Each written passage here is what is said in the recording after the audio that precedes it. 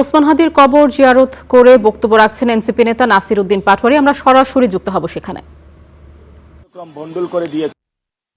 আমরা তো সংস্কার কার্যক্রম চালাচ্ছিলাম, সবাই বসে বসে তৈরি করছিলাম। যখনই লন্ডন থেকে আসলো, সংস্কার কার্যক্রমের বিরুদ্ধে ষড়যন্ত্র শুরু হলো। আমরা আশা করি বিদেশের মাটিতে উনি ছিলেন, বাংলাদেশে এসেছেন, বাংলাদেশে এসে বিদেশে অনেক কিছু দেখে এসেছেন। তো যদি এই সেন্স হয়, এই সেন্স দিয়ে তো আসলে বাংলাদেশের মানুষ অ্যাকসেপ্ট করবে না। আমরা আশা করি যে পরিবর্তন হবে বাংলাদেশে, এই পরিবর্তনের মধ্য দিয়ে আমরা যাব।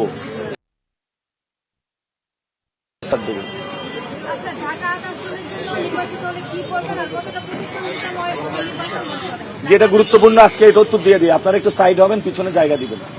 আপনি একটু পিছনে যান না। দেখুন, খুবই স্পষ্ট। অনেকে আমাদেরকে জিজ্ঞেস করছে যে আমরা ঢাকা আর্টে কি করব। ঢাকা আর্টে বাংলাদেশের সবচেয়ে স্টুডেন্টদের আমরা হোস্ট করে থাকি। BUET, medical, Dhaka university, Siddheswari, Viqarunnisa. আমরা এখানে শিক্ষার্থীদের জন্য একটি স্বর্গরাজ্য বানাবো, যাতে শিক্ষার্থীরা নিরাপদে থাকতে পারে, শিক্ষার্থীরা ভালো খাবার দাবার খাইতে পারে, শিক্ষার্থীরা ভালো করে ঘুমাইতে পারে। এবং আমরা স্কুল কলেজে হলো ভর্তি বাণিজ্য হলো বন্ধ করব। আমরা এখানে মতিঝিলে বাংলাদেশের ফাইন্যান্সিয়াল সেক্টর রয়েছে, সবগুলো ব্যাংক রয়েছে।